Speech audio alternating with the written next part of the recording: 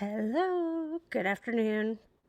Welcome to Truly Sinister. My name is Wendy, and I hope everybody's having a good day. Today is Monday, June 8th, 2026, and I just wanted to come on for a short stream about some updates, on different things. Officer Noonan in the Kelsey Fitzsimmons trial. His police interview was released, so we're going to go over that. I'm going to give you some updates on the Alvin Campbell rape/kidnapping trial, and then Proctor's emergency hearing in regards to his deposition that he was supposed to give today. So, come back and we will get started.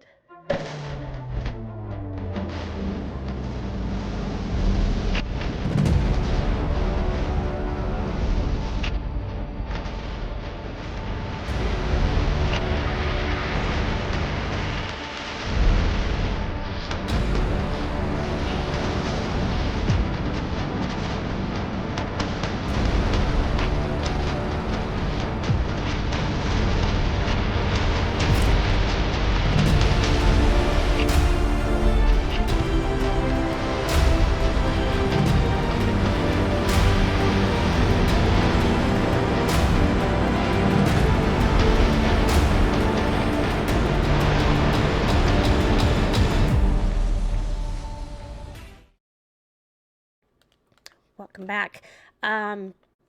So there are just a few different cases that I wanted to, update everybody on today. It's going to be a short video. I was going to do this last night when I noticed that Officer Noonan's interview was available, because I was up pretty much all night anyway, because I work nights. So when I'm not working, I stay up. And plus, my husband and my son have been gone all weekend. They're racing in Temecula. And so it's just been me. I've been bacheloretting it. So I thought, well, what better time to do an update stream? But I ended up getting into some other stuff, laundry, whatever. And I just didn't get to it. Now I'm regretting it because I feel very unprepared today. So I don't know how I would have been more prepared last night and less prepared today. I don't know how that works out, but that's welcome to my life. So we're going to start with the Officer Noonan police interview. Those of you who are not familiar with the Kelsey Fitzsimmons case, Kelsey Fitzsimmons was a police officer in North Andover, Massachusetts, and she was engaged to Justin Alayan. They had a baby, newborn baby. They were living together.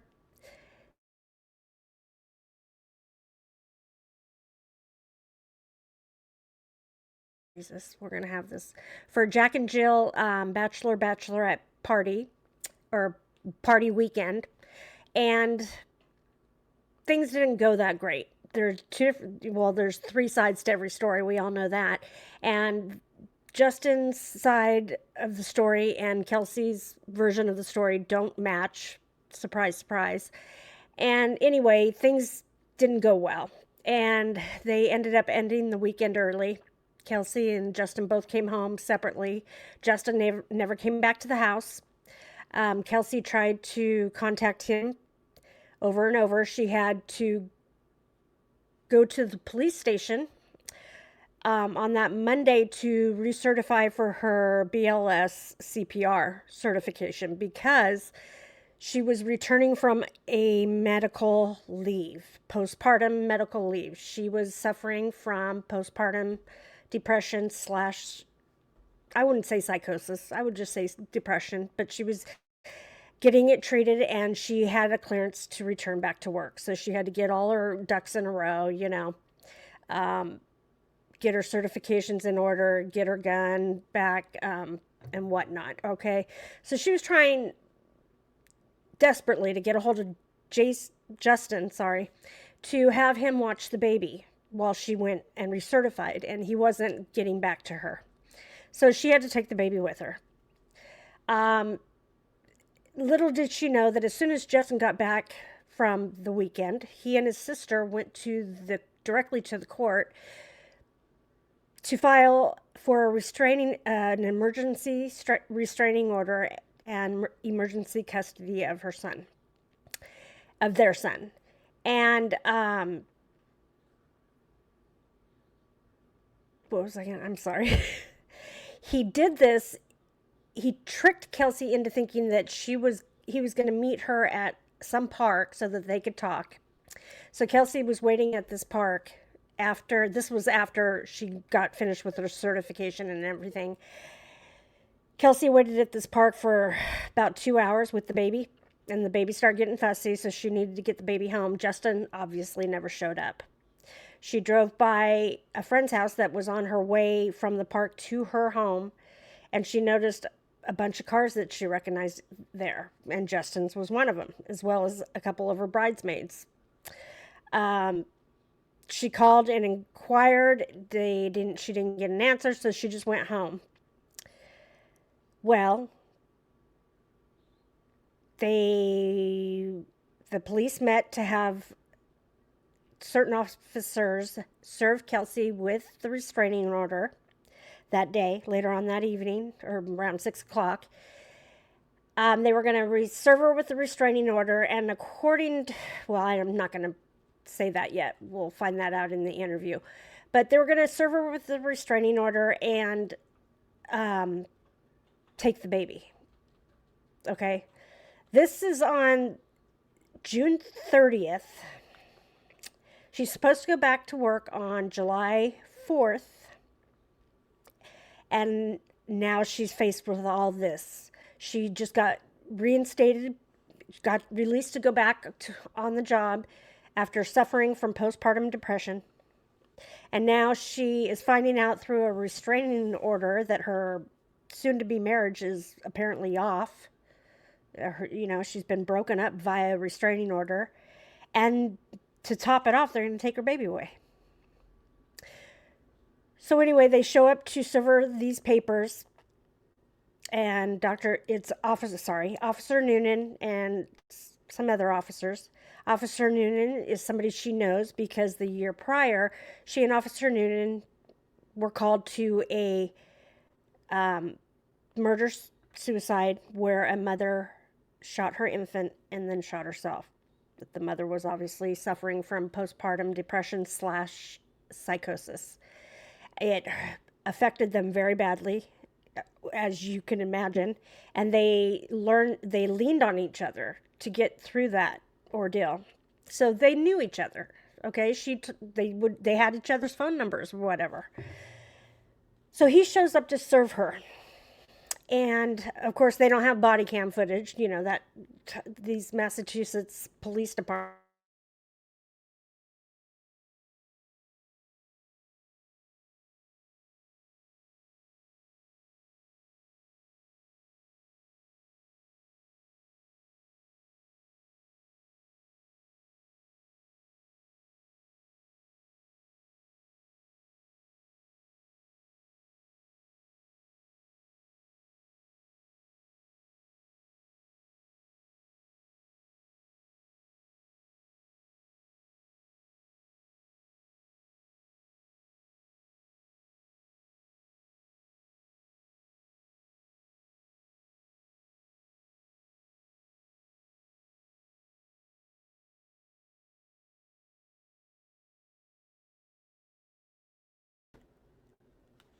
Okay, so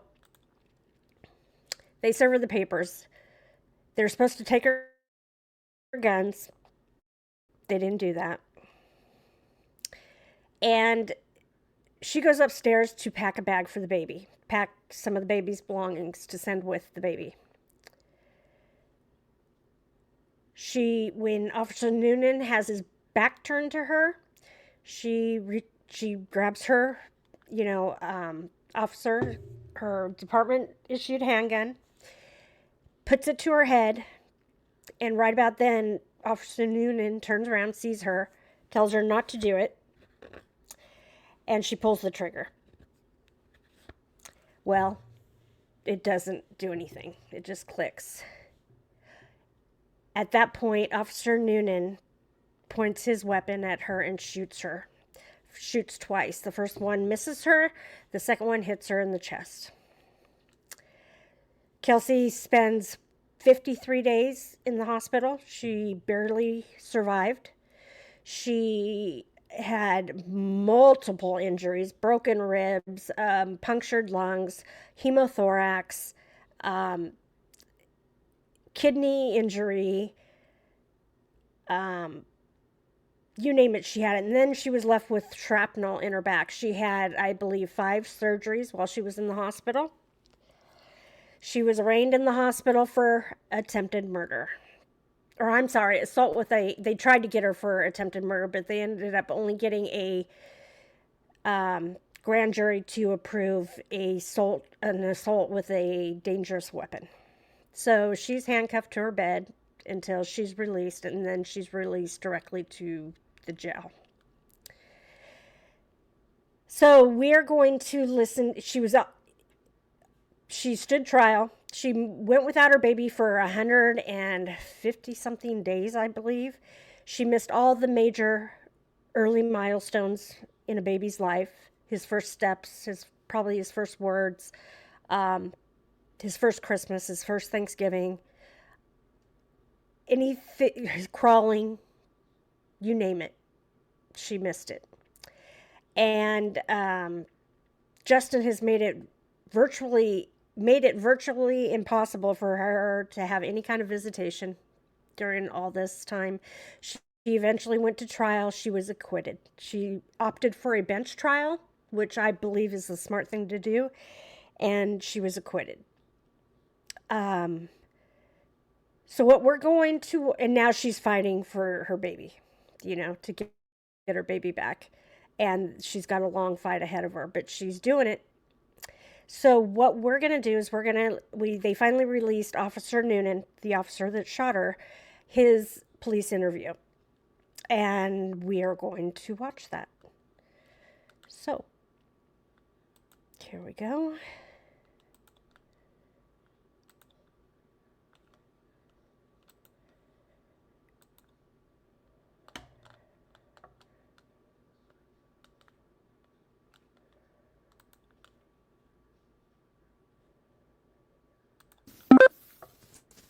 So, my name is David Strong. I'm a sergeant with the Mass State Police. I work out of the DA's office. It's Thursday, July 3rd at 8:29 a.m. We're at the North Andover Police Department. Good morning. My name is Detective Lieutenant Robert DeMeo. I work with the State Police at the DA's office Really as well. bad. Good morning. Patrick Noonan. I'm a police officer with the North Andover Police Department.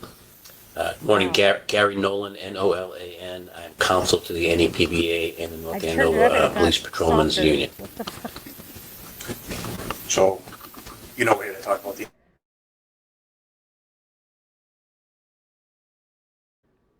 I guess they're not going to show him. Sure thing. This is terrible.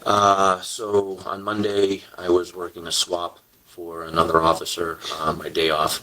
After roll call, I proceeded to my sector of patrol, and I think around approximately 2 hours later, I received a phone call from Officer Houston to see if Lieutenant Daly reached out to me. I said, no, what's going on? He said, could you meet me behind the CCC, which is, the CCC is like a grade school near the Atkinson. And he said that we have to serve papers to Officer Fitzsimmons. And that was it. I said, all right, and I'll meet you there and you can fill me in. Now, these are her coworkers. These are officers. This is the town that she's an officer in. These are her fellow officers. And listen to how it sounds like instead of backing his sister in blue, he's trying to help Justin accomplish his goal of having her served a restraining order and have the baby taken away. It's almost like he doesn't even know Kelsey, the way he's acting. I met up with Officer Houston, and he let me know that Officer Fitzsimmons, her fiance, had just taken out a restraining order, and we were there to serve it. And he makes it sound like they didn't know anything about the restraining order. Justin and his sister both called the North Andover Police Department a couple times that day, explaining to them that they were getting an emergency restraining order, etc. So they were aware. The officers on duty were aware of the restraining order. Confiscated her firearms, and then we were going to section her. Lieutenant Daly showed up. Did he say section her?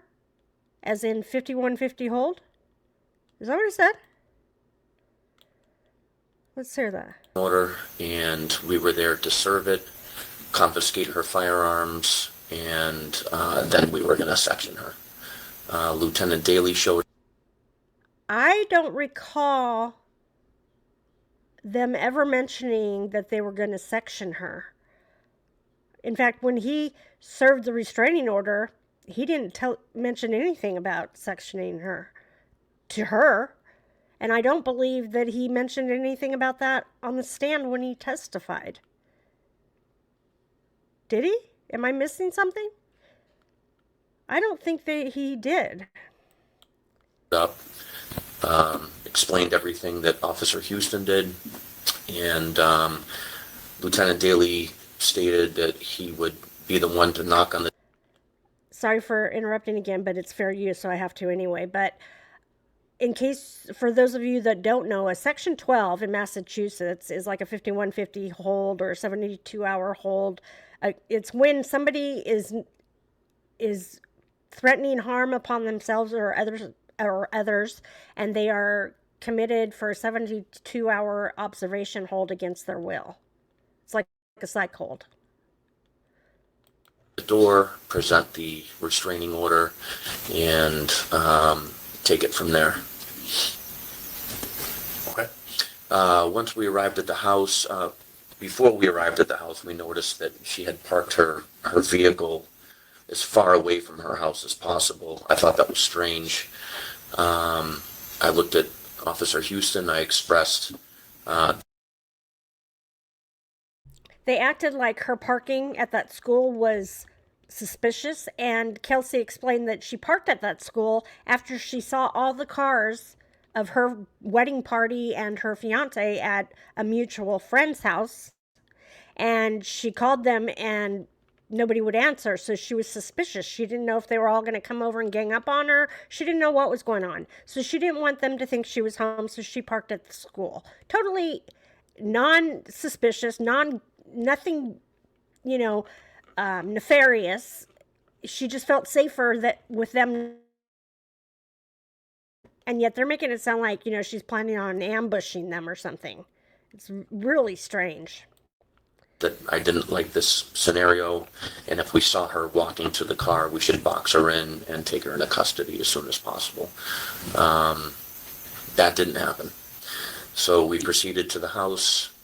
Officer Daly, or Lieutenant Daly, rang the doorbell, and Officer Fitzsimmons, she approached the front door in the foyer with her baby in hand.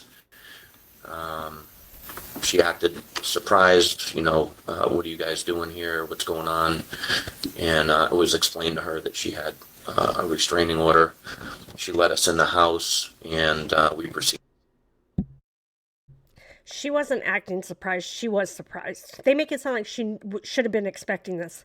She was totally thrown off by this. She had no idea that Justin basically had broken up with her and made her out to be some dangerous felon, and they were treating her as such, and it just blows me away. This is a fellow cop that they all worked with.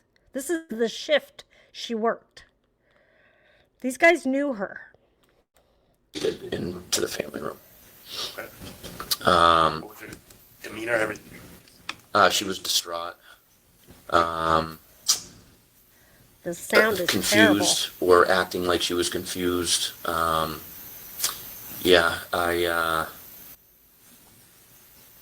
acting like she was confused. All right, you got to stop buying generic Viagra if y'all over 40. I can't get over the fact that he keeps saying she was acting.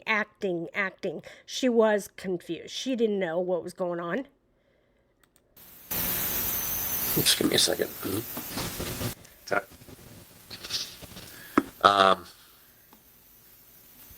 I just didn't like it all around. So she sat down on the couch.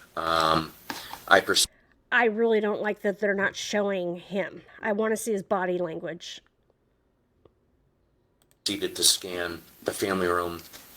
I saw on a mantle there was a gun case, and I also observed on one of the couches that abutted the kitchen area, she had a vest and duty belt. So Yeah, while she just got Lieutenant reinstated Daly to, was to speaking go back to work.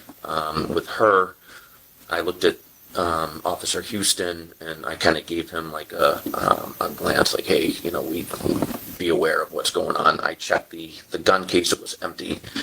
That's a red flag, and I also checked her duty belt. That was empty.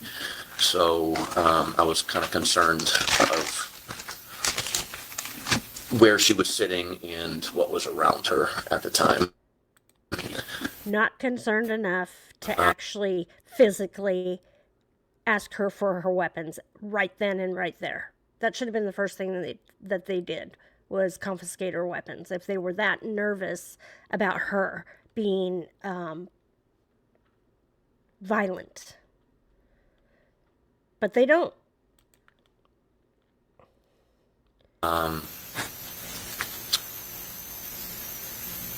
Lieutenant Daly gave her the paperwork, asked her if she wanted to look over it. She said, I know where this is going. She proceeded to read it, and she said, can I keep my baby? At that point, she was told that her fiance was en route to pick the baby up, and her court date was on the 14th. When have you ever heard of a situation where somebody is served a restraining order, and the person that filed the restraining order is allowed to come over to that person's house and not only be within 150 feet of them, which they're not supposed to be, they're coming to actually take the baby away, which is, if anything's going to send her over the edge, that is. I've never heard of such a thing. I don't know why they couldn't meet him somewhere with the baby, but to allow him to come over? Are you kidding me? You just served her with a restraining order that he filed on her.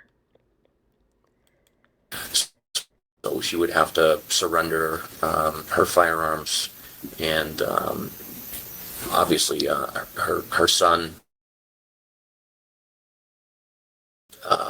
She wasn't happy with that.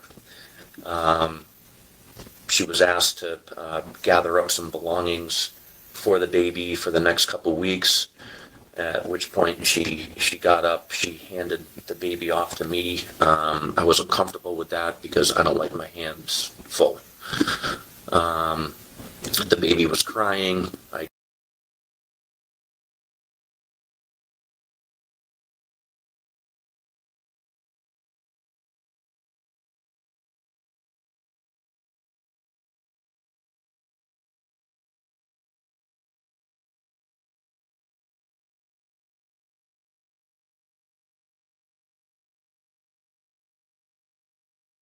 Don't know her. I don't get it. Usually that blue line is impenetrable. And these guys are acting like they don't even know her.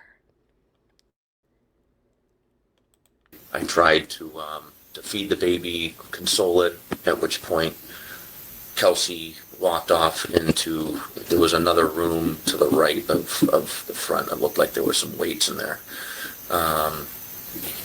Lieutenant Daly and Officer Houston escorted her in there. She came back out with like a stack of diapers. And then she went into the kitchen. Both Lieutenant Daly and Officer Houston escorted her into the kitchen. and she came back out, I think, with a couple bottles or some baby formula. We asked her where the firearms were. She said that they were in the basement in a safe. At this point, I was pretty close to the stairs, going upstairs, kind of like in the front entrance. And she said she had to go upstairs to get some baby clothes. I forget where Lieutenant Daly or Houston was, but I remember passing the baby off. And I escorted her upstairs, and I believe Officer Houston came up with me. It was always 2-on-1. When you come up to the stairs, It was not always 2-on-1 because Officer Houston went downstairs at one point and left Noonan there alone with Kelsey. So, and this is just 3 days after the event happening, and he's like, I believe, I think, I can't, it's like, how bad is your memory? there's a very brief, small hallway, master bedroom to the right, baby's room is on the left. She took a left into the baby's room, and I think there was some clutter in that little hallway. The house was pretty much in disarray, clothes everywhere, furniture displaced. It just didn't. Anyways, we went into the baby's room, and she got down on her knees, started folding clothes, and tried to hand off she stacked up some baby clothes on, I think, like a car seat, and she handed it off to me and asked me to bring it downstairs. I told her we can take care of that in a minute, and I put the car seat down, I believe, in the hallway. She then looked over there was like a bookshelf in the back of the room, and kind of like a round. And mind you, they still haven't gone to retrieve her guns. She told them that they were locked up in a safe in the basement, and they left it at that. They didn't say, okay, take us down there so that we can retrieve them. They just left it at that. I don't know what it was. Just a bag, let's put it that way. And she said that she had to load up books for the baby. And I looked at Kelsey and I said, don't worry about that. Your baby's only like 6 months old. We don't have to, don't worry about the books. But she proceeded to keep loading the books Because up. moms don't ever read to their babies, right? She handed it off to me and asked me to bring it downstairs.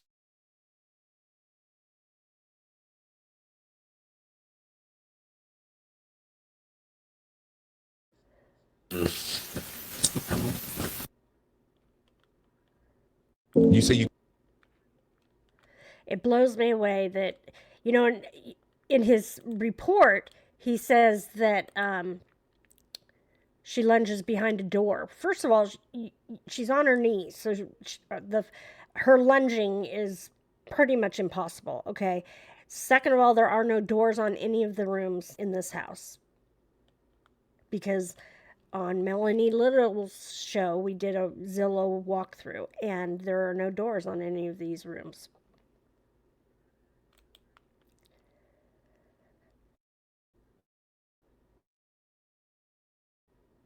What happened to my sound? Just a second. Sorry.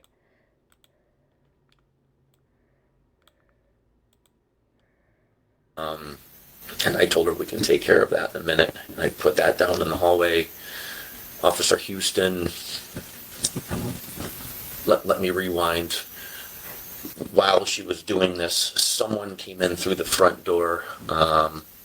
It sounded like an older woman, and she was causing a scene with Lieutenant Daly, and I could hear her verbally saying, how can you take a baby away from its mother?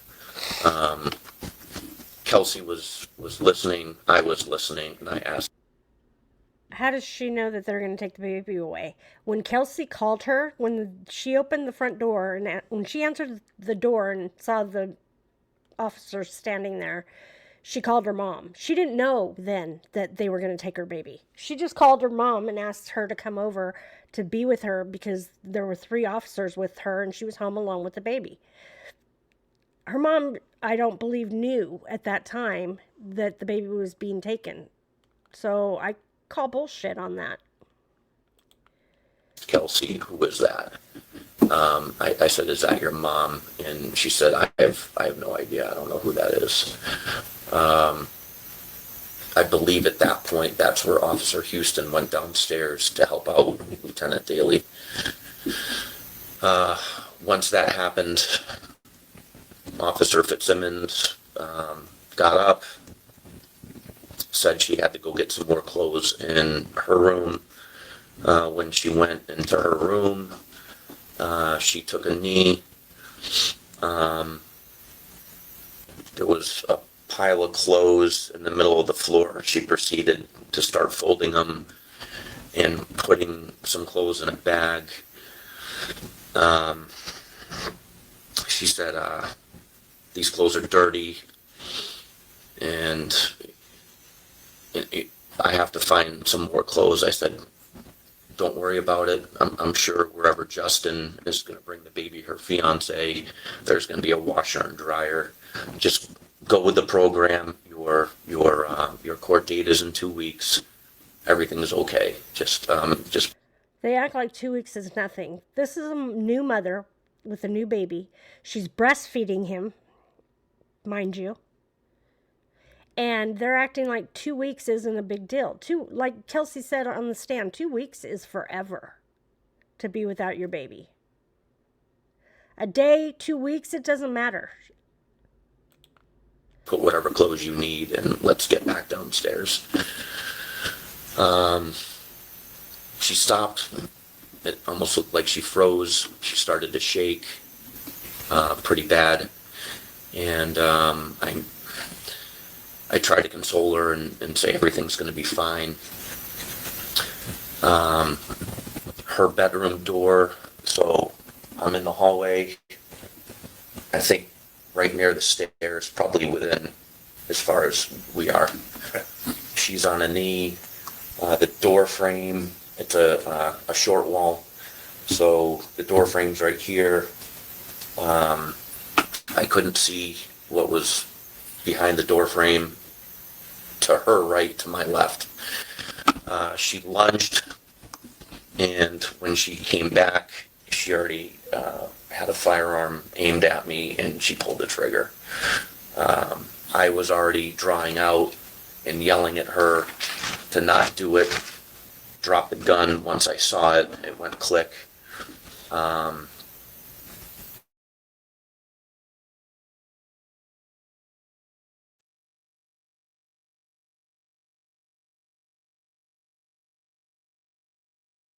To her head, like she said.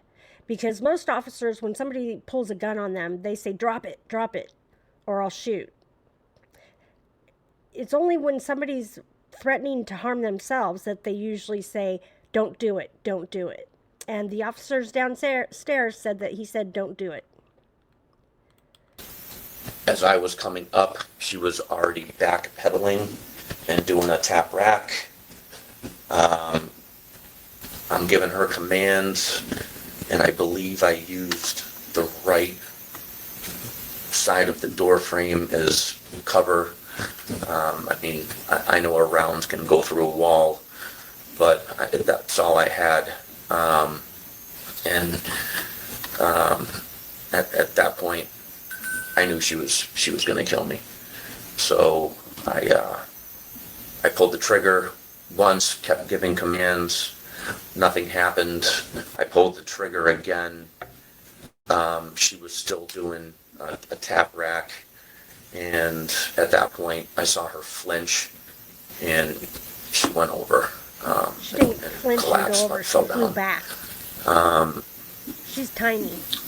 I believe I went in the room and covered down on her, and Lieutenant Daly came in right behind me and asked where the gun is. And I said, it's over here somewhere. She has it. I don't know what I said, like, be careful, or, you know.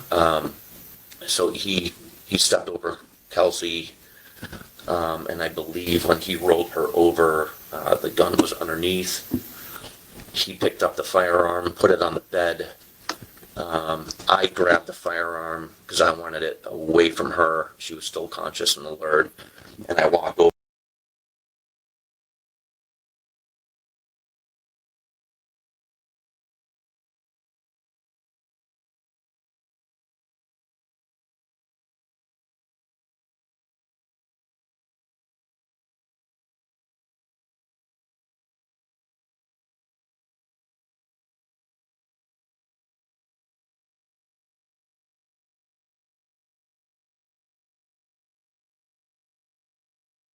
and placed it on, there was some sort of a mantle to the left door frame.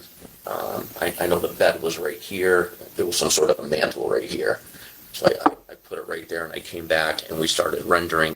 Why would he feel the need to pick up that gun? You want as little people handling that weapon as possible because of, DNA, fingerprints, whatnot. And the other officer already picked it up and put it out of Kelsey's reach. What would possess him? And in what world would that be necessary for him to pick it up again and move it? That doesn't make sense to me. Aid. Lieutenant Daly told Houston to go get the med kit, which he did pretty quickly. And I think at that point, Officer Core came in, and I ordered Core to grab the firearm and secure it and get it the hell out of the bedroom, which he did. We proceeded to work on Kelsey. So 3 people that have touched that gun now. 4, including Kelsey. Wow. Fired. Get the ambulance here ASAP. I don't remember if I said anything else over the mic. And shortly thereafter, the medics arrived, and we stepped out to let them take care of Kelsey. Okay. And then I was told to just secure the front door. I don't know how, but people were showing up. I don't know who they were. Well, because you told Justin he could come there. Yeah. Thanks. Both. Was it your understanding going over there that she was going to be sectioned? Yes. Okay. So I was told, restraining order, secure the firearms, and the last thing was she was going to be sectioned. What grounds did they have to section her?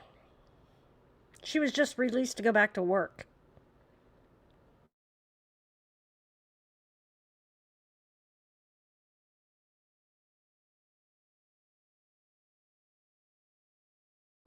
She was parked in a weird spot and you didn't like it, walking up to the house. What was it about parking there? So typically, where her house is, it abuts Mass Ave and then an entrance to the Atkinson School. She always parks in her driveway, and whenever her fiance is home, he parks right there too. How do you know Sometimes, she always parks in her driveway? when we're You don't taking know breaks on patrol, if you're not close with her. a lot of us will just pull into that little parking area off to the side and just take a break. And on this afternoon, she had parked her car all the way down at the If you know where end she of the usually parking lot parks, and towards the you've gone by football our field. house numerous times. So I'm to sorry. me, that was a red flag. It's almost like she knew. It's almost like she was trying to throw off, like she wasn't home, or to hide that she was around. Like she knew we were coming. I don't know how, but You described the clutter in the house. yeah. Had you been to her house before? Did you know what it usually looked like? No, just the outside. I was pretty surprised when we walked inside. How it was a mess. There was stuff everywhere. I mean, that's close. She's a new mother with a baby. She can't get a hold of the father to come home and help her with the baby. The house was not that bad. Who is he to judge her? And why does he keep saying that about the house? Clothes and clutter, and it just wasn't kept. Let's put it that way. You described so we were in the house later on, so I got a general idea of the layout. Okay. The vest and the gun belt that you described. Right when you come in, the stairs go up. There's a mantle where I saw the gun case, and then straight ahead to the right, straight ahead there's a couch, and she had her vest, I think some other clothes or whatever on the couch to the left, and her gun belt was right below the vest, right to the right. So before I could even check, while Lieutenant Daly was speaking with her, I tried to position myself over in that area. I just didn't want her to get riled up. I didn't want to start. She's a coworker. Yep. I didn't, from your description, I couldn't tell if you moved it. I know where we found it. No, I basically pulled the duty belt when she went into another room to check the holster to make sure see if the gun was there or if it wasn't. And right there I had two areas where there could be firearms and there's no firearms. So I was a little concerned about that.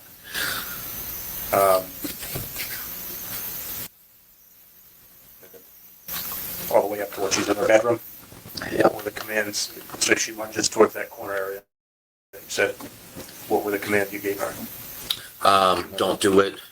Well, that took me by surprise. She had the jump on me.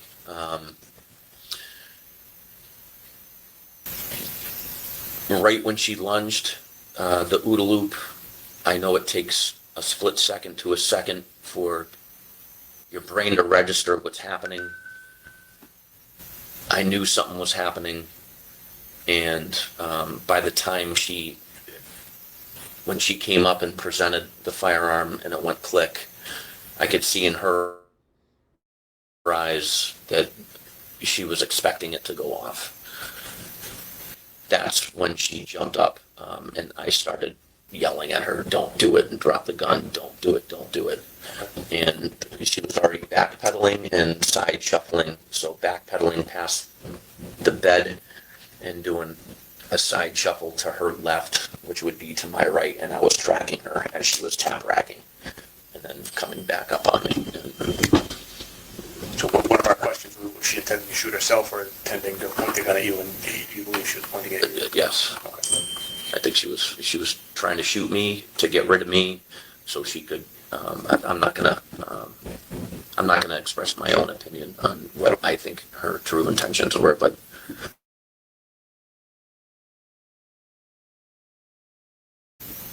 Okay. do other things. Who knows? The baby was still in the house. 2 rounds? She's not going to hurt the Right. baby. 2 rounds. Yep. After There's 2 all other crops was said there. and done, I did notice there was the baby room.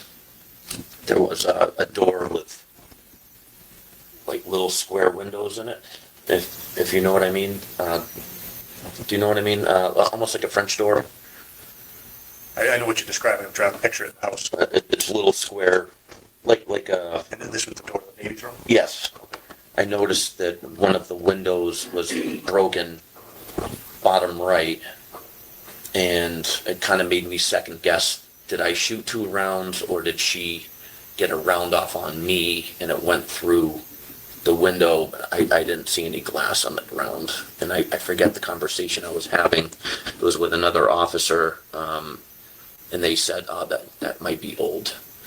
Okay. So, yeah. So Okay. at that point, I knew I did 2 rounds. Okay. Any questions? So what was her reaction when her fiance got there? So he was questioning whether he shot 2 rounds. Well, that would have been behind him. The baby's room was behind him. How are you shooting in that direction if you're facing into her room? He shot the air conditioner. and then shot her. He missed at what, 5 feet away, 6 feet away. Remember her fiance showing up. I was dealing with her. It was some older lady that showed up and she was causing a scene in the living room. Okay. Did you actually see that woman or just hear it after? No, just heard it. My focus, I just didn't take my eyes off of her. She was He didn't take his eyes 100% off her, but she lady. was able to Just- grab a gun. It wasn't the person that He's I so know. full of shit. You don't think she was in a normal frame of mind? No, absolutely not. So to your knowledge, in the house at the time, did you, Kelsey, Lieutenant Daly, Officer Houston, and this unknown female? Yeah, she showed up while I was up. Houston and I were up with Kelsey while she was packing some things up for the baby in the baby's room. Okay. And that's, I believe she was causing a scene. Lieutenant Daly, I believe I handed the baby off to him. So I think he was holding the baby. And I think that's when Houston went downstairs to help out whatever was going down. And because she was pretty loud. Okay. Did Kelsey ask who that lady was? I Or did asked. And what did she say? She said she had no idea. And did she say anything when you guys surrendered an aid to her? She said, it hurts. She grabbed my hand. I said, just keep breathing, stay with us, you have a son. Then I asked her why, and she stopped talking. She just stared right through me. The same look she gave me right before she went for the gun. And I do remember leaving that bedroom to the right of the door frame where she'd lunged. There was something there. I don't know if it was like a little ottoman or a basket or something, but on top it looked like maybe this big, almost like a jewelry box. So I think that's where she must have hidden it, because it was open.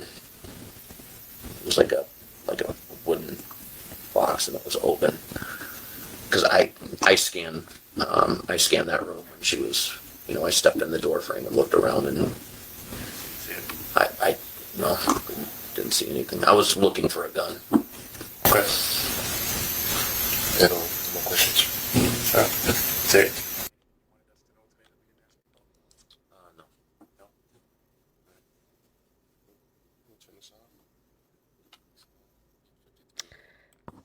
So that interview was a half hour long.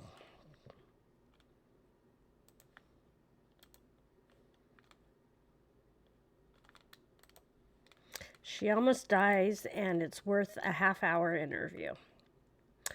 I just have a hard time believing a lot of his story. And I'm not saying he's intentionally lying. I think I think he knows that he reacted too soon or overreacted at the initial sight of the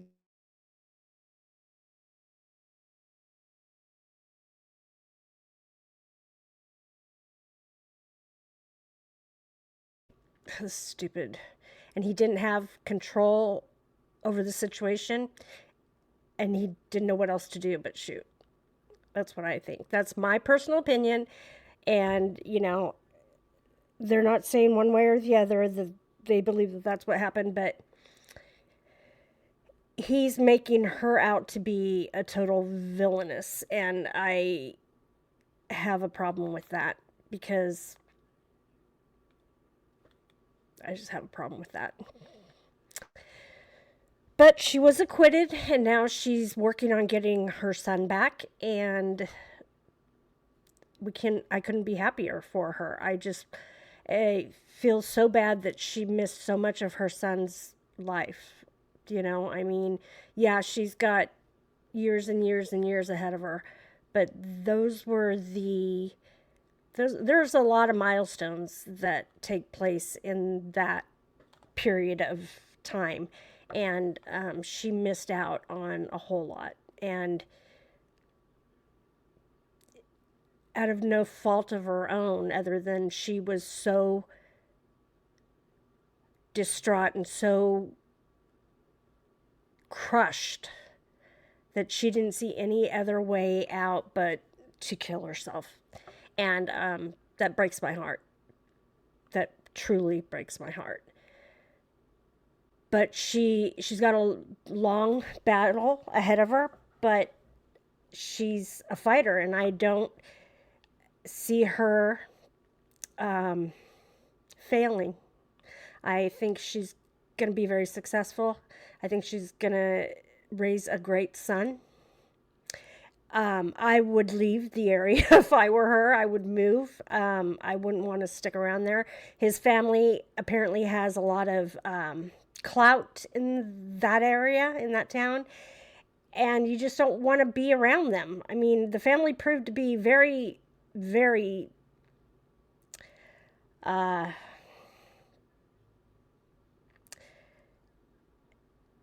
they had a lot of influence in this whole case, and his mother, I think, wanted that baby for herself. To be honest with you, I mean, when he was living with her and he had full custody of the baby because she was in jail, you can't tell me that he was home with that baby every night. I mean, I know he wasn't. That mom was. I guarantee that baby's crib or bassinet was in the grandma's room, not Justin's. I'd be willing to bet. And that's just my opinion, but from things that his mother said, from the way she behaved, she was running the show. Justin was just jumping through the hoops. And that was quite obvious. So, yeah. Now I wanted to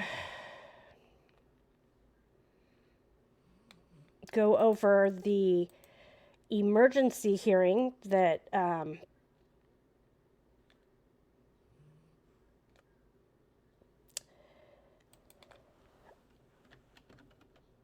they had for Michael Proctor this morning, because he filed an emergency motion to get out of his deposition today. He filed it on Friday afternoon, and his deposition was set for this morning. And so the judge, rather than just say, okay, I'll give it to you, he said, no, we're going to have a hearing on Monday morning, and you need to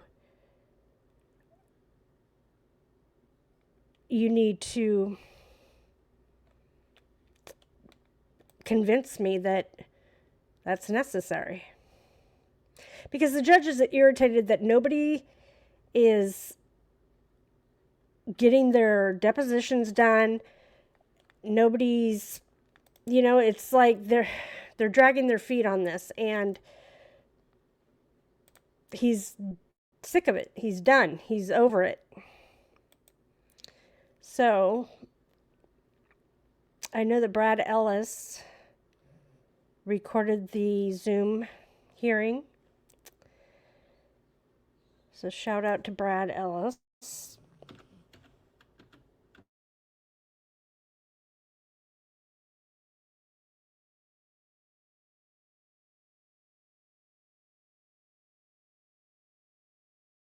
see.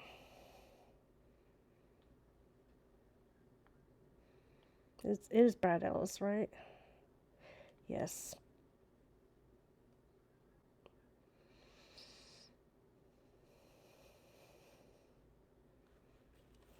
Okay. Let me see.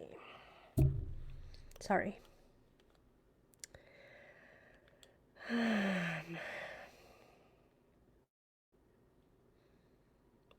Let's see if I can find it.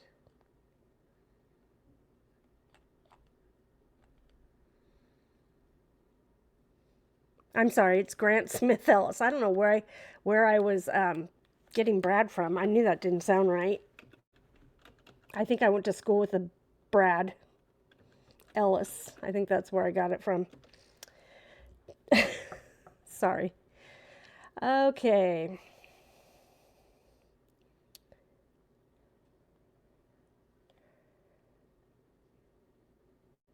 Okay.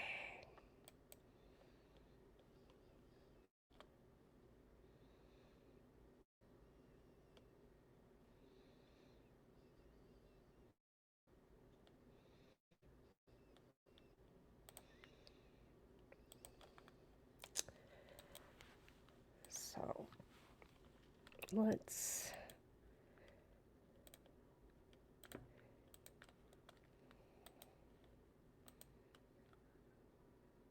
What's going on? What happened?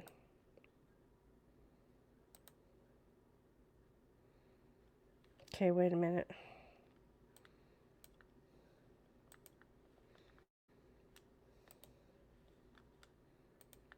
Here we go. Why is it not share screen? There we go.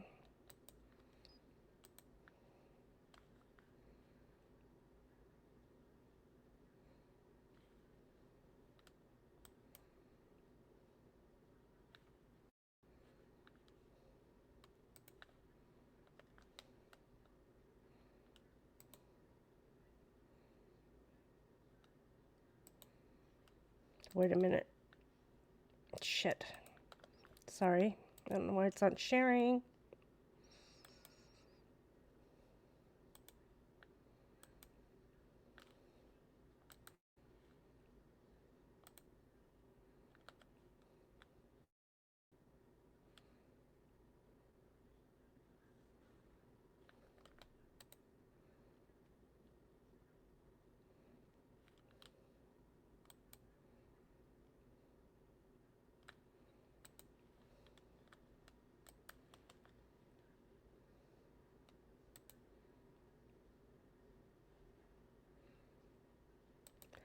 Why is... Counsel.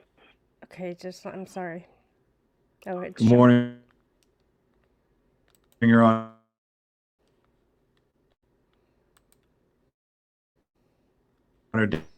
Dan Buck for the plaintiffs.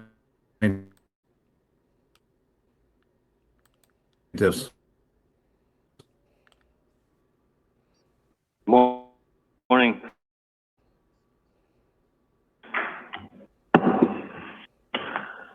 Who do we have for CNC? Good morning, Rose, on behalf of Seligson. Good morning, Your Honor. Karen Reed. It's very blurry. Well, welcome to all of you. And for the deponent, Mr. Proctor. Good morning, Your Honor. Matthew Hamill on behalf of Michael Proctor. Good morning, Attorney Hamill. Technology in the courts is not well equipped to do things such as this on the fly. So, does Ms. Reed's attorneys want to be heard further on the motion to impound beyond what you wrote in opposition? Your Honor, on the beyond what we've written in the opposition, no. With respect to the motion to impound only, we believe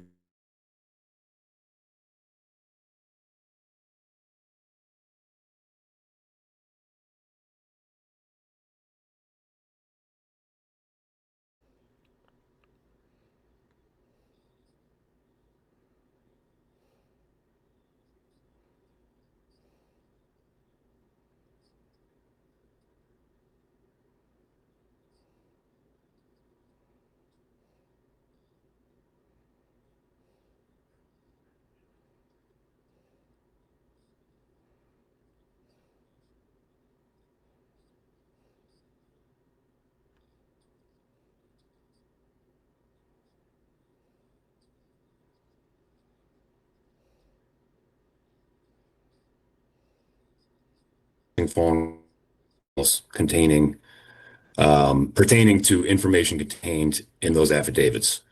I think it's safe to assume that the clerk's office did not disseminate that information on a Sunday afternoon, Your Honor.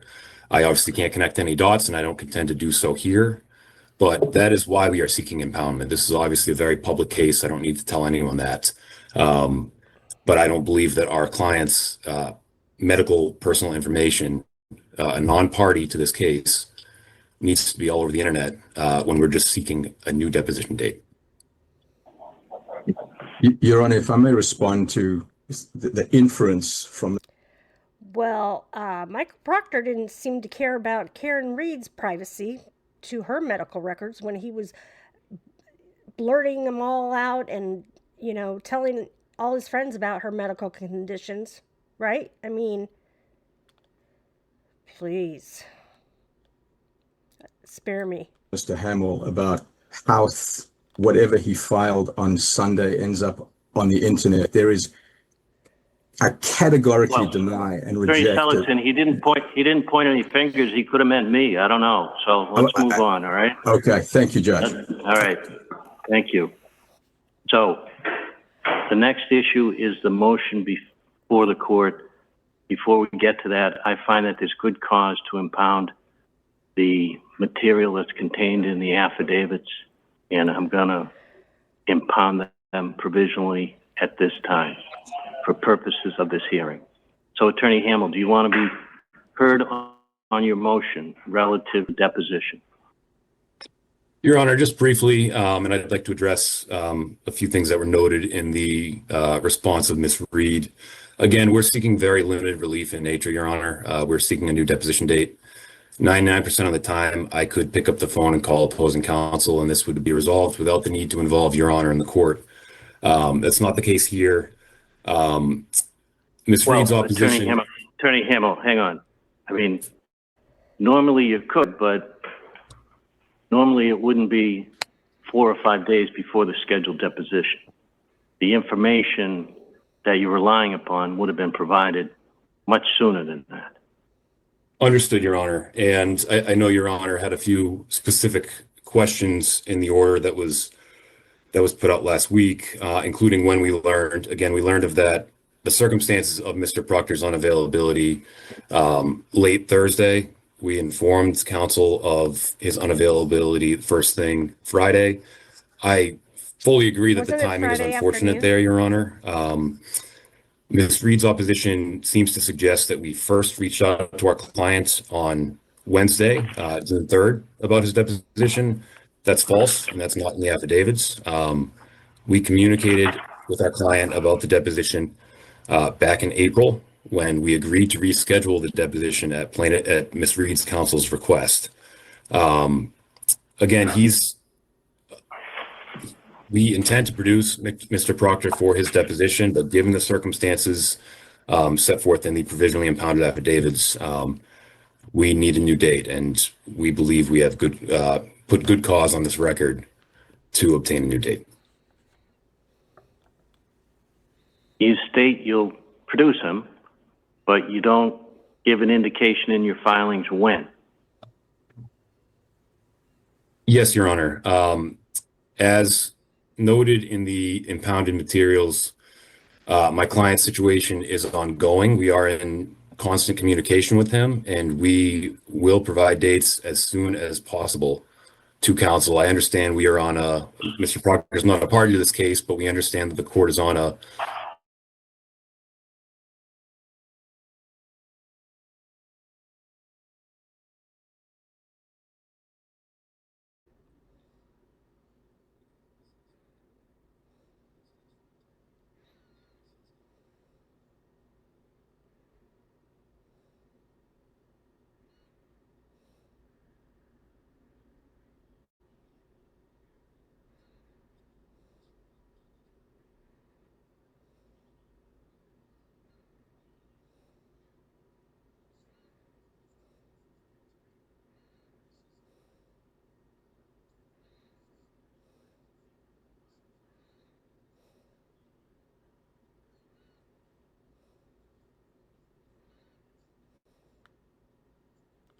strategically planned for. We've incurred costs.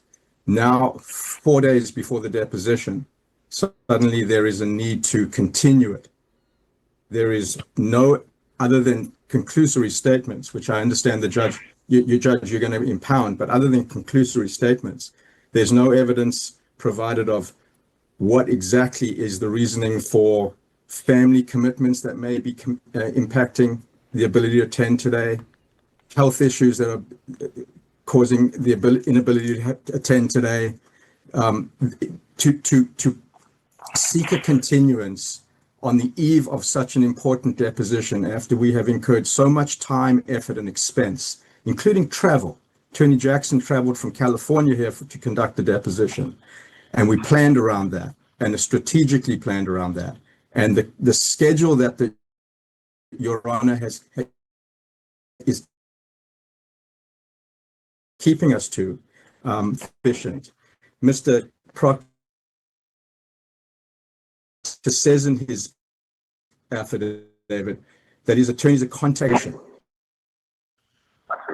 And then we learn on June 4th that they're not coming after we seek out simple list of attendees so that we can give it to the security desk. At no point from April until June 4th did we learn that there was any issue. Was there any request for any continuance, any request for any accommodation? And we've prepared and incurred costs and expense getting to this point. And we're here today in strong opposition to the deposition being continued. Attorney Seligson, you used the phrase strategically prepared for. And yes, Your Honor. It raises a question in my mind relative to the new Bristol action that was filed last Thursday, I think. Yes, Your Honor. And I canceled all my food delivery subscriptions and upgraded to Cook Unity, and it's totally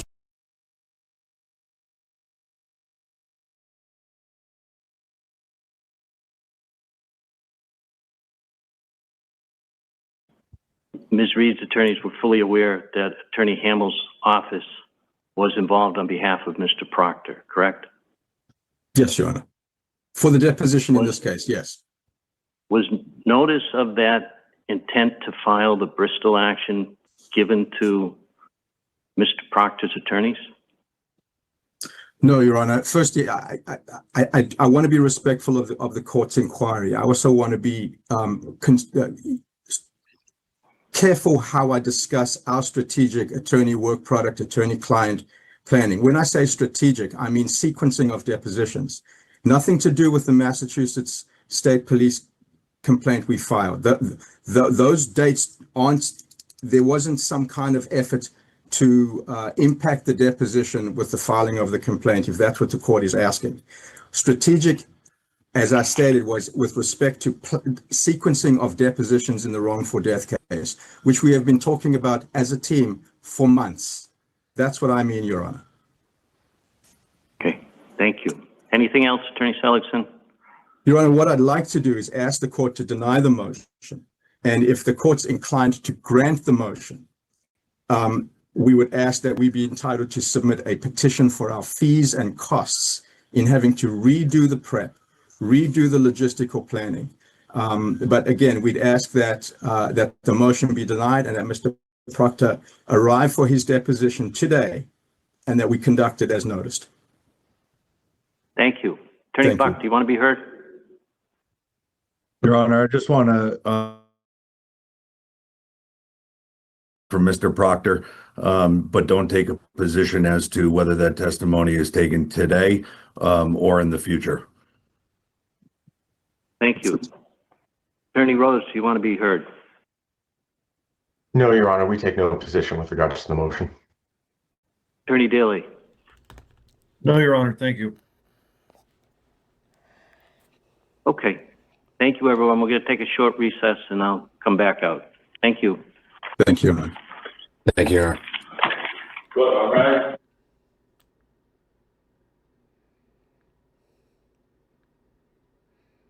Hospitality LLC at all.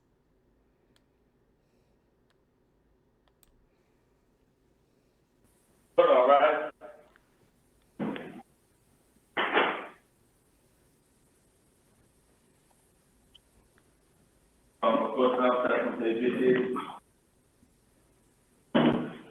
Your Honor, we return to the record on the matter of O'Keefe versus C&C Hospitality LLC. All counsel was present. Thank you, Mr. Clerk. Mr. Clerk, I'm handing the clerk an endorsement on the motion before me, and I'm also going to read it into the record.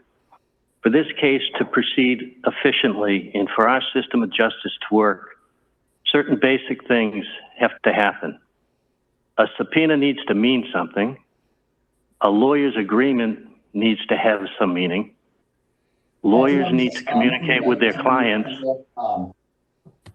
Clients need to keep their attorneys informed.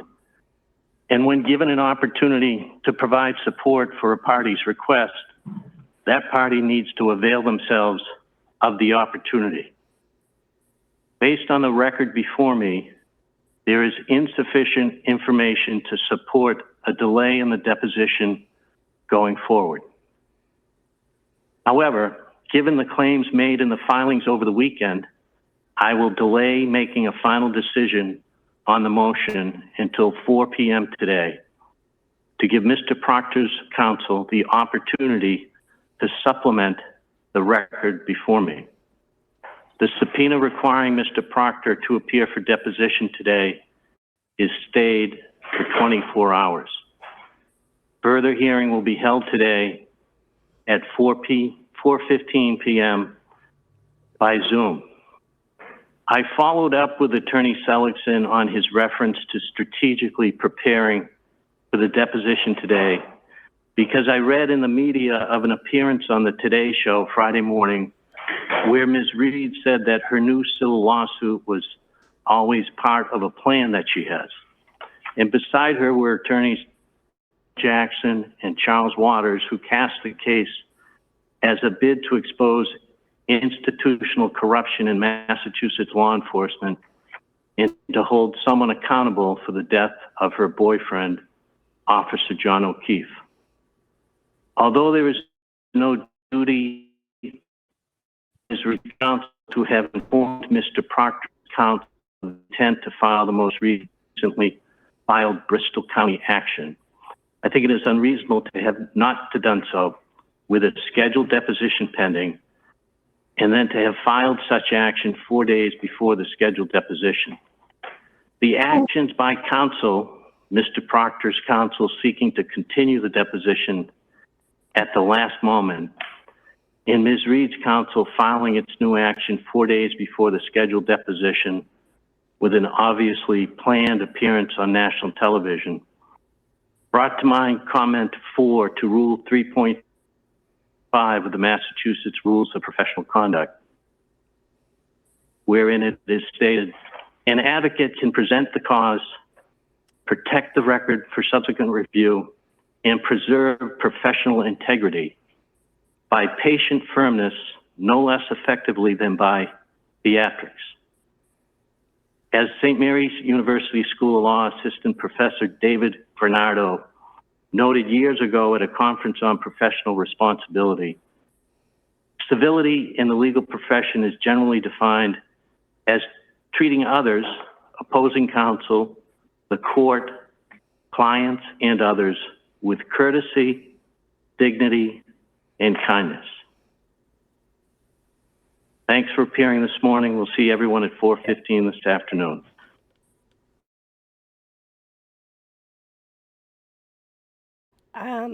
I like this judge a lot, but I got to tell you, I don't agree with the lecture he just gave them. Michael Proctor granted none of those things to Karen during his quote-unquote investigation into the murder of Officer John O'Keefe. I have zero sympathy for Michael Proctor, and I don't think that he deserves anything.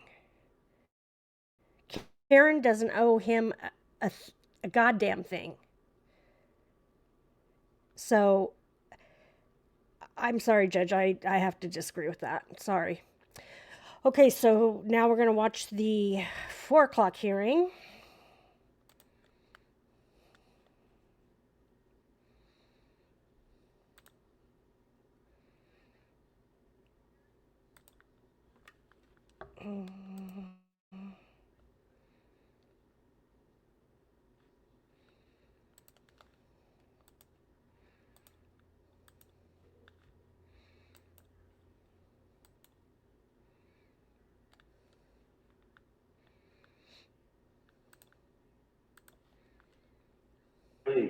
Your Honor, for the record, Civil Action 2483 CV 0692. This is Paul O'Keefe individually and as personal representative of the estate of John Joseph O'Keefe III et al. Versus C&C Hospitality LLC doing business as C.F. McCarthy's et al. Counsel, if you please identify yourself for the benefit of the court, the record, starting with plaintiff's counsel. Good afternoon, Your Honor. Dan Buck with Christina Borante for the plaintiffs. Good afternoon. Good afternoon. Good afternoon, Your Honor. Lincoln Rose on behalf of the defendant, C.F. McCarthy's. Good afternoon. Good afternoon, Your Honor. Sarah Shipley for the defendant, Karen Reed. Good afternoon. Good afternoon, Your Honor. Damon Seligson for Karen Reed. Good afternoon. Good afternoon, Your Honor. Aaron Rosenberg for Karen Reed. Good afternoon. Good afternoon, Your Honor. Attorney John Dilly for the defendant, Waterfall Bar and Grill. Good afternoon. Good afternoon, Your Honor. Evan Wolk for Miss Reed and appearing on behalf of Alan Jackson. Good afternoon. And good afternoon, Your Honor. Matthew Hamill appearing for Michael Proctor. Good afternoon. Attorney Hamill, do you want to be heard further? Your Honor, beyond what we put on the record earlier today, I believe we're satisfied with what's on the record and the additional materials we've submitted to the court, provisionally impounded. Thank you. Okay. Before I hear from Ms. Reed's attorney on the issue, does Ms. Reed's attorney want to be heard on the motion to impound the submission? Your Honor, I can tell from the substance of what's been filed that that is going to be impounded. So I don't have an opposition to the motion to impound what has been filed this afternoon. But I would like to be heard from on Ms. Reed's behalf on what we discussed this morning. We'll get there. So I'm going to have a hearing on the issue of impoundment. I'm going to find good cause for the same reasons I did this morning. And I'm going to order the attachments to be impounded. So, Attorney Seligson, I'll hear from you on the request in light of the supplemental submission. Your Honor, the arguments for Mr. Proctor's deposition being continue to change. He was argued to be just a mere witness who couldn't attend because he was unavailable. Then they argued that he was also unavailable for his deposition because his counsel had trials. Now they're arguing that he cannot appear for the reasons submitted in the affidavits. And now we're wondering, based on what was submitted this afternoon, can he even appear? Or are we going to put this over for a couple of weeks so we can get a new date? So I'm a little concerned and troubled by the relief keeps changing. They said in their submissions on Friday and then on Sunday that he knows he has to appear and that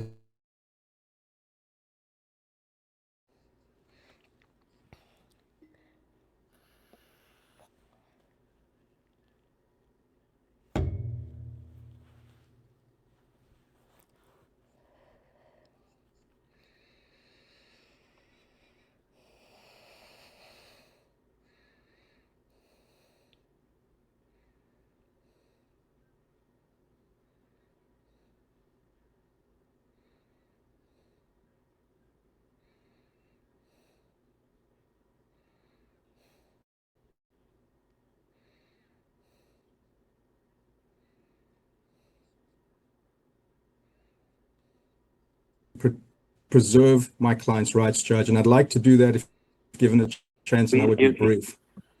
Your client's rights were in no way impaired by what I stated.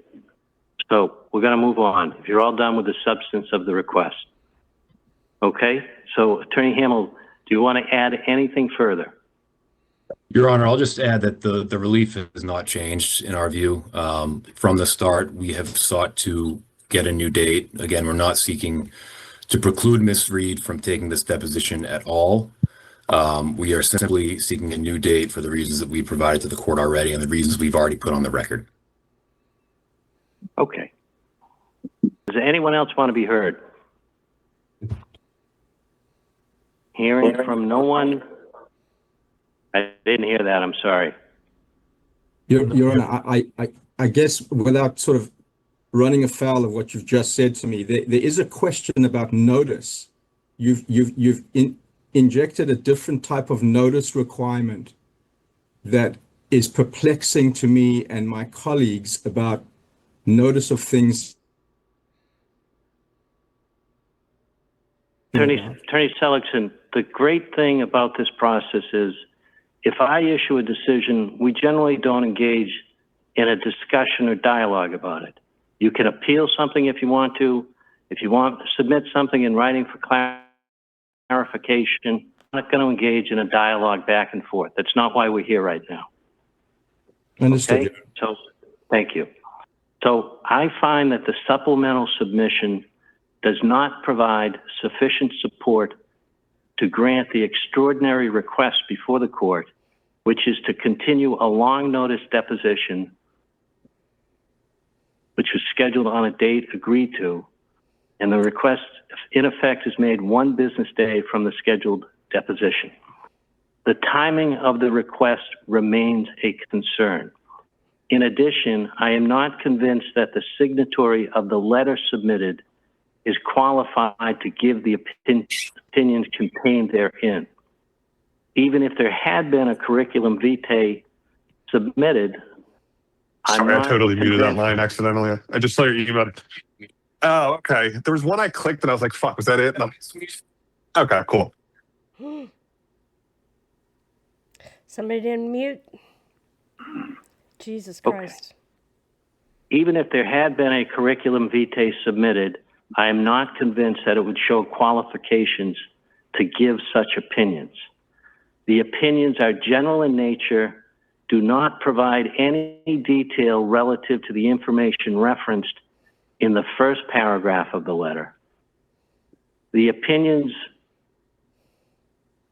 turn the request to, in effect, a request to continue a deposition indefinitely, which is contrary to what Mr. Proctor's counsel stated this morning. Of further concern is that the opinions appear to be by committee, without all committee members signing on to the opinion. Finally, the dates in the letter show that the issue before the court could have been handled much earlier. The motion for a protective order is denied. The witness shall appear tomorrow for deposition at the place and time set forth in the subpoena. Oh, You're. Thank you very much, Attorney Seligson. I'm apologizing.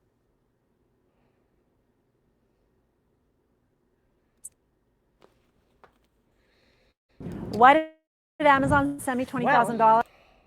Let's make sure that that's the end of it. But wow, I wasn't expecting that, to be honest with you.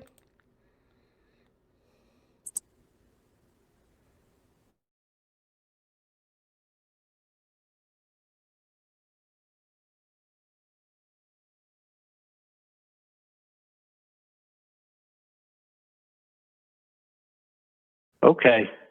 Did you hear anything? No, you said Attorney Seligson, and that was it.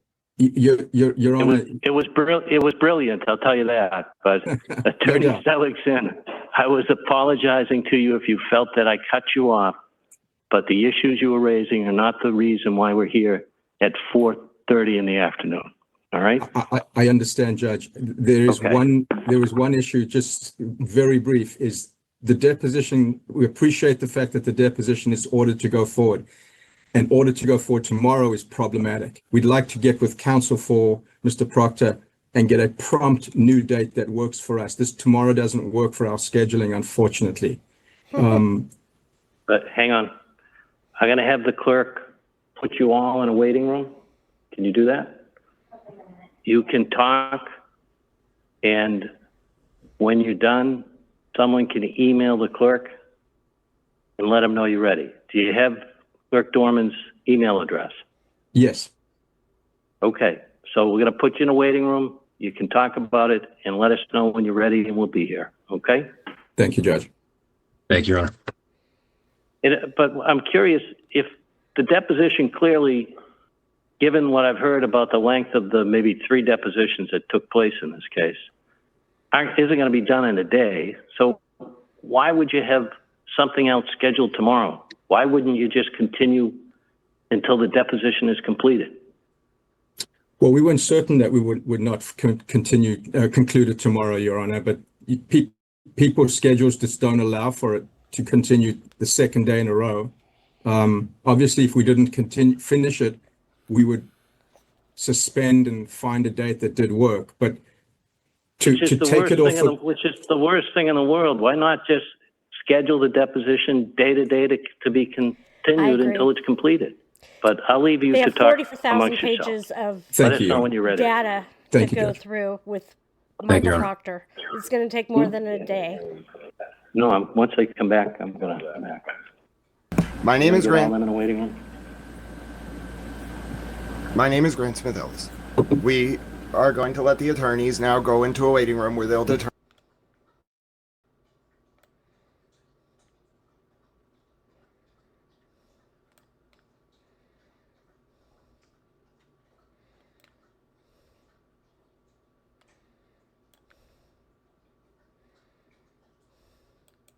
Depositions do you have on the 24th of June?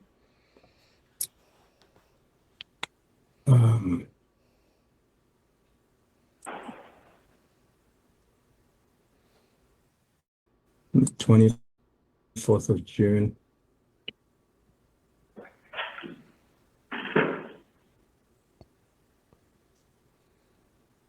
There's an ongoing discussion, Your Honor, about Ms. Reed's deposition potentially being on that date. Well, that's the Brian Albert deposition. And Yeah. we discussed, Your Honor, you and I at the last status conference, that email. So it's more to come, I believe, on that. What about on the 26th? What depositions do you have? Your Honor, the deposition on the 26th, we have Matthew McCabe, also subject of discussion.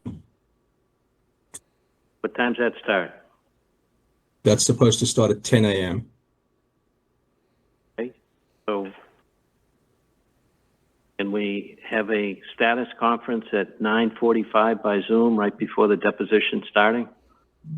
The timing of it will encourage us all to be brief. That'll work for us, Your Honor. Anyone have a problem with that? No, Your Honor. No, Your Honor. Okay. No, Your Honor. All right. So we'll note on the docket that the status conference of June 25th has been continued to June 26th at 9:45 a.m. Thank you, Judge. I reluctantly say, is there anything else? Yes, but no. Okay, thank you. So for the record. So that was interesting. I am wondering also why they would schedule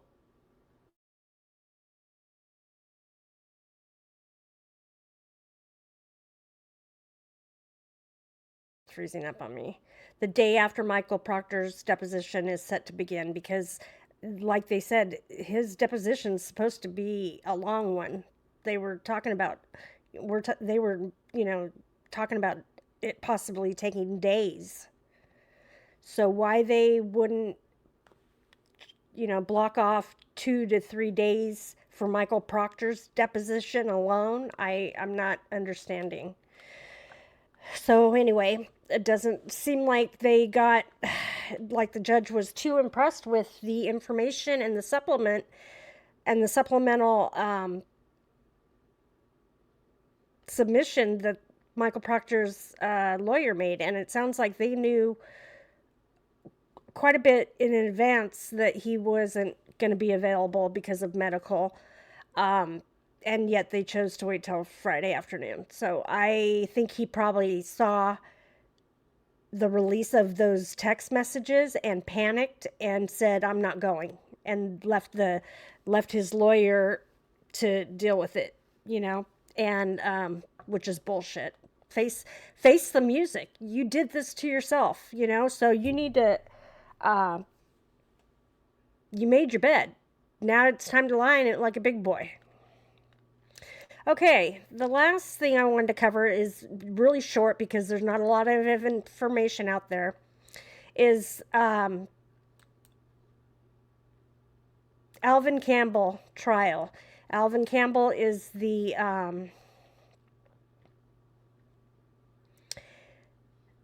sorry about this, is the man in Boston. Imagine this, Boston, Massachusetts.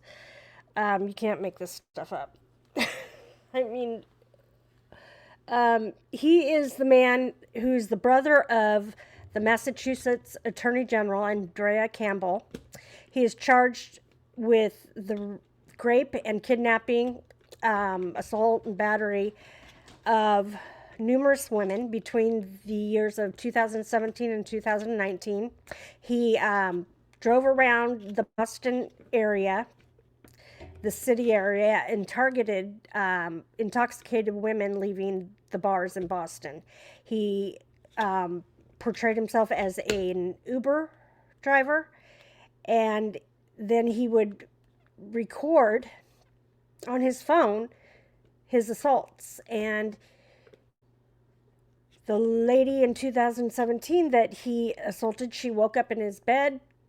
She couldn't remember anything, but she knows that she could tell by how she felt that they had, sexual relations. She grabbed her clothes, she left. And actually, I think he gave her a ride to Dunkin' Donuts because he needed a coffee. She went in, she called for a ride home. She went to the hospital, had a grape kit done. It was positive. Obviously, they were able to extract some DNA. So she filed a police report. And because he is a habitual offender, his DNA is in the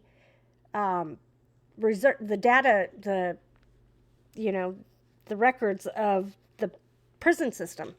And so they found a match. But they didn't make any arrest. So between the years of 2017 and 2019, he did the same thing to, I believe, 5 or 6 women. All because they chose not to arrest him for that one offense. Well, the jurors were handed the case on Friday to start their deliberations, and they were scheduled to resume deliberations today. And I have yet to see or hear anything about whether or not they came to a verdict. And so I'm assuming that they will be back tomorrow to resume deliberations. But this is the update so far on what I could find for this. Oh, wait, let me make sure I'm sharing my screen. That would help, right? Oh, I'm so shiny. Woo!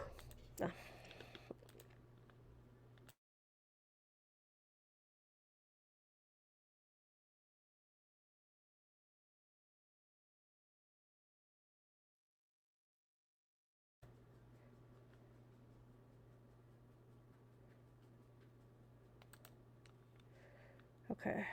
Deliberations continue today on the trial of Alvin Campbell. Campbell is the brother of battery. Prosecutors say he posed as an Uber driver between 2017 and 2019 and targeted intoxicated women leaving bars in Boston. That's it. Okay, we'll have to. Jury deliberations continue today on the trial. Not okay. That is a terrible, terrible, terrible update. So I apologize for that. Wow. That is not okay. Okay. Come on.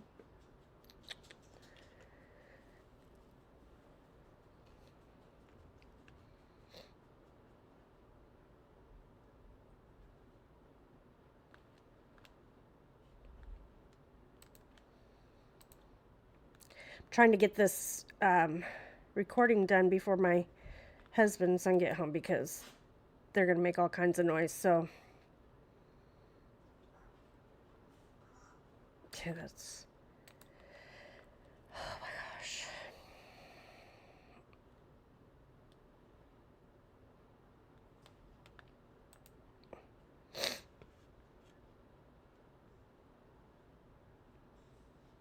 Wow, my computer's slow today.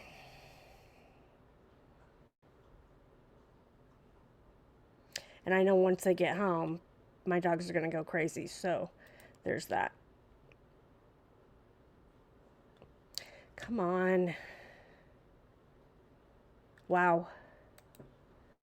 Now all of a sudden my computer's just not going to cooperate, really? Fuck. It's always something, right?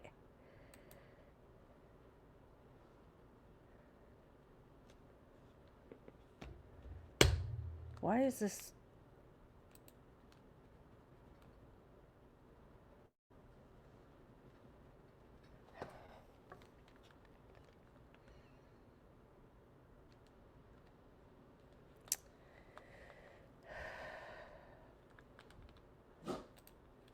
Okay.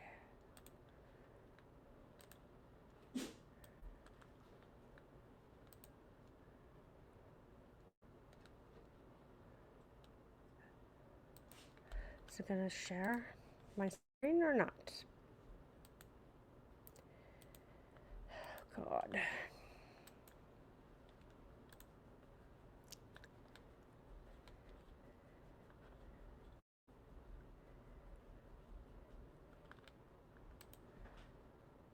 Okay, I don't know what sharing. Let me read this to you.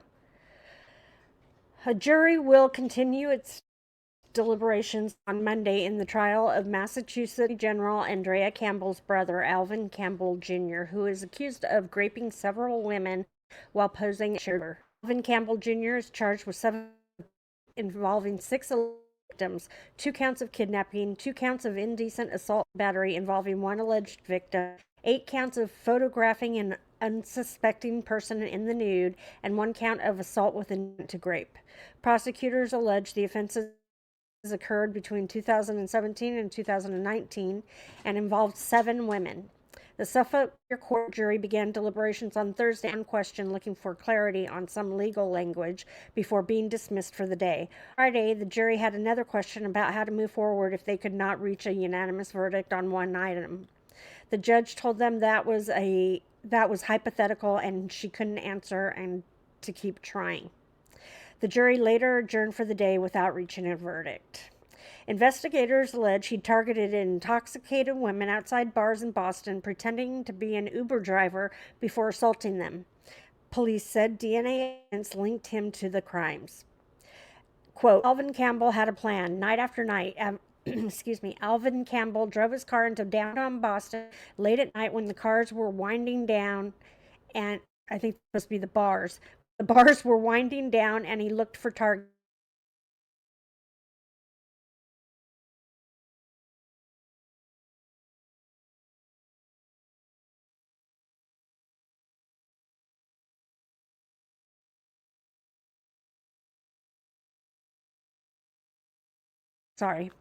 Commonwealth will fail to prove beyond reasonable doubt that a kidnapping occurred, and it will also fail to prove that what occurred between one victim and Mr. Campbell was anything other than consensual sex, end quote. Defense attorney Andrew Carosi said. The judge previously noted that Campbell Jr. could face life in prison if convicted on any rape charge due to his crime. This trial began on May 18th.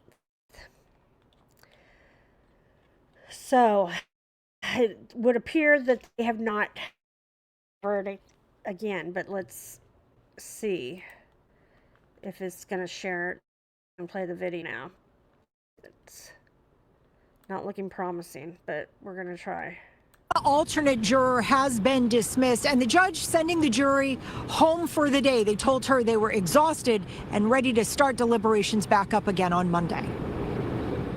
Good morning, Your Honor. Andrew Carassi on behalf of Mr. Campbell. The first full day of jury deliberations in the Alvin Campbell case wrapping up without a verdict. The jury did ask a question, the judge reading it in court. We cannot come to a decision unanimously on one item How should we proceed? The judge said she couldn't answer given the nature of the question. I don't know what that means. First. Oh, come on.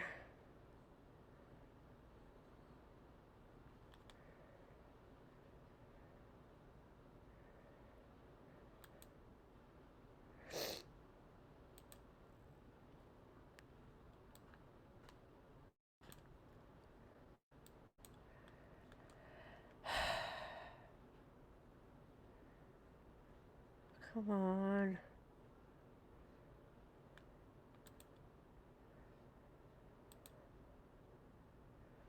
Really?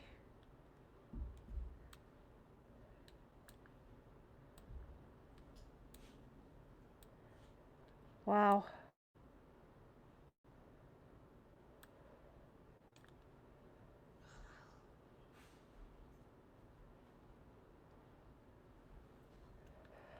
Okay, well, it's probably saying the same thing that I just read, so. And the important thing is that I don't think that they came to a verdict today either. So, I believe that's all I have to cover today. I appreciate you joining me this afternoon. I hope that everybody has a good week. If I have any more updates on any of these cases before the end of the week, I will be sure to put out a video updating you. Don't forget to like, comment, and subscribe. I appreciate everybody's patience while I find my way through having a YouTube channel. It's been challenging to say the least, but some people have given me some good constructive criticism, and I hope that I am correcting some of the things that they have brought to my attention. If not, don't be afraid to leave a comment and let me know. Like I said, this is new to me, and I'm doing this alone, so any help would be greatly appreciated. It will not be